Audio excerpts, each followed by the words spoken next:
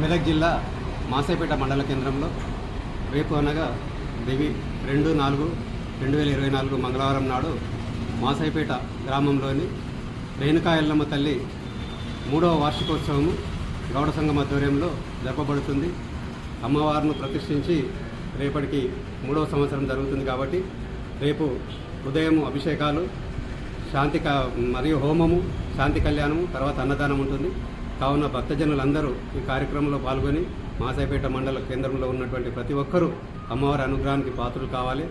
అత్యంత పవిత్రత ఉన్నటువంటి ఎల్లమ్మ తల్లి యొక్క ఆశీస్సులు పొందాలని మీరందరూ తప్పకుండా ఈ కార్యక్రమంలో పాలు పంచుకొని అమ్మవారి ఆశీస్సులు పొంది, అలాగే గౌడ సంఘం నుంచి చేయబడు తీర్థప్రసాద అన్నదాన కార్యక్రమంలో కూడా పాల్గొని అమ్మవారి కృప పాత్రలు కావాలని మాసాయిపేట గౌడ సంఘం తరఫున మనందరినీ ఆహ్వానిస్తూ జై రేణుకా ఎల్లమ్మ తల్లి. అన్న, ఇంతకుముందు ఈ చోరీ అయింది, ఏమన్నా ఇన్ఫర్మేషన్ వచ్చిందా?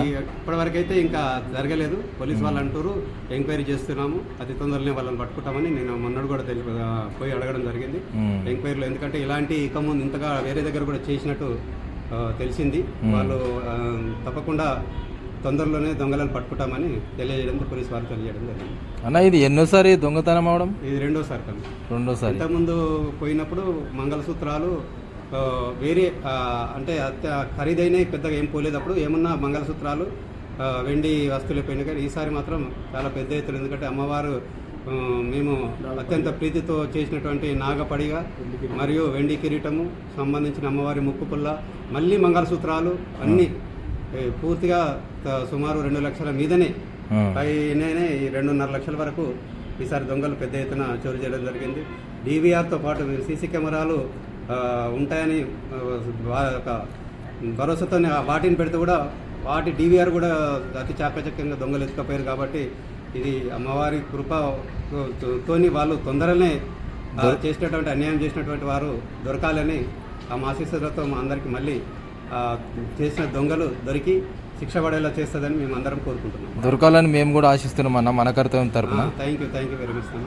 ఎందుకంటే మీరు ప్రతిసారి ముందుంటారు మన కర్తవ్యం, ఇంతకుముందు కూడా వచ్చారు కాబట్టి మీ మన కర్తవ్యం ఛానల్ వారికి కూడా మా ప్రత్యేక ధన్యవాదాలు తెలియజేస్తాం. తప్పకుండా, ఎందుకంటే మాసాయిపేట గ్రామంలో ఎందుకంటే ఒక కార్యక్రమం ఏది తీసుకున్నా మన కర్తవ్యం రిపోర్టర్ శివశంకర్ కానీ ఏదైనా కానీ స్పందించి వెంటనే ప్రజలలోకి తీసుకెళ్లే కార్యక్రమం చేస్తుంది. కాబట్టి మనం కూడా మన ధర్మంగా మన కర్తవ్యం ఛానల్ని సబ్స్క్రైబ్ చేసి వాళ్ళని కూడా ఎంకరేజ్ చేయాలని మనస్ఫూర్తిగా కోరుకుంటున్నాం. థ్యాంక్ యూ అన్న.